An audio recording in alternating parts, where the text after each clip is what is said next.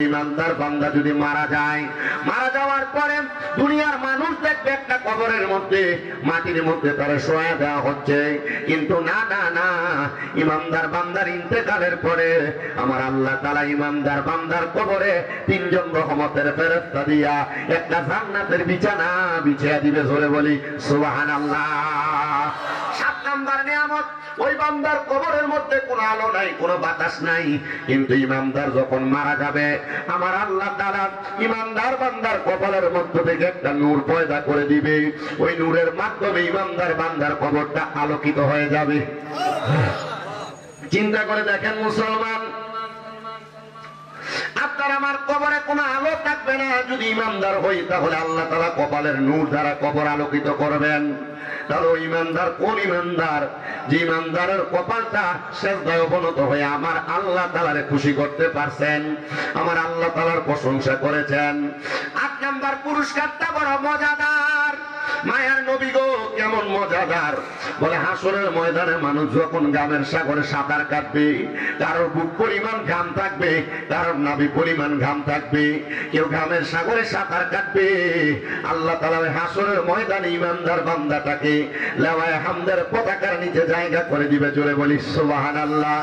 আরে মুসলমান, শুধু তাই না, আমার আল্লাহ তাআলার বান্দা যখন ইন্তেকাল করবে হাসরের ময়দান থেকে ফুলসেরাত তার সামনে আসবে। ওই ফুলসেরাতটা আল্লাহ তাআলা শুকরগুজারকারী বান্দার জন্য বিসমিল্লাহ বলে কদম থেকে আলহামদুলিল্লাহ বলে দেখবে ফুলসেরাত পার হয়ে গেছে। আর 10 নাম্বার পুরস্কারটা আল্লাহ তাআলার বান্দার জন্য সবচেয়ে নেয়ামতওয়ালা পুরস্কার। এই পুরস্কার হইল বান্দাকে আমার আল্লাহ তাআলা ডাইরেক্ট জান্নাত প্রদান করে দিবে। জোরে পড়ি সুবহানাল্লাহ। এই জন্য আমার টাঙ্গাইলের পিচুরিয়া এই সুন্দর জান্নাতের বাগানে যারা যারা বসে গেলেন মাঘে রমজান মাসে, আপনারা সবাই বলেন আল্লাহ তাআলা শুকরিয়া আদায় করলে আল্লাহ যতগুলা নিয়ামত দান করে, তাহলে আমরা সবাই ওই আল্লাহ তাআলা শুকরিয়া আদায় করার দরকার আছে না নাই? বলে হুজুর হ্যাঁ দরকার আছে। এবার আমাদেরকে বলেন না আলহামদুলিল্লাহ বললেই কি আল্লাহ শুকরিয়া আদায় করা হয়? না না না, আল্লাহ তাআলা শুকরিয়া আদায় করার কয়েকটা মাধ্যম আছে। এর মধ্যে 1 নাম্বার, আল্লাহর কোন বান্দা যদি দুনিয়ার জমিনের মধ্যে থাইকা আমার আল্লাহ তাআলাকে সিজদা করে আল্লাহ তাআলার ইবাদত করে, ওই ইবাদতের মাধ্যমে আল্লাহ তাআলা শুকরিয়া আদায় করা হয়। 2 নাম্বার, বান্দা যখন আল্লাহ তাআলার কোরআন তেলাওয়াত করে ওই কোরআন তেলাওয়াতের মাধ্যমে আল্লাহ তাআলা শুকরিয়া আদায় করা হয়।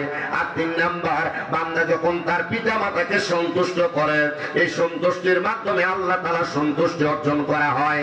আসেন আমরা মুহাব্বতের আওয়াজে আল্লাহ তাআলার সন্তুষ্টি অর্জনের লক্ষ্যে আল্লাহ তাআলার শুকরিয়া আদায় করার জন্য মুহাব্বতে আল্লাহ তাআলার কোরআনে তেলাওয়াত করিয়া জোরে জোরে পড়িয়া আউযু বিল্লাহি মিনাশ শাইতানির রাজীম বিবারাকাতি বিসমিল্লাহির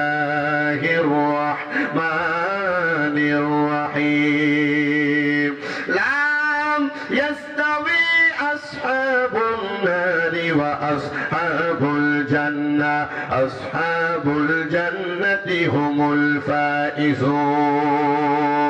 وقال تعالى في كلامه المجيد وفي فرقانه الحميد لا يكلف الله نفسا إلا وسعها.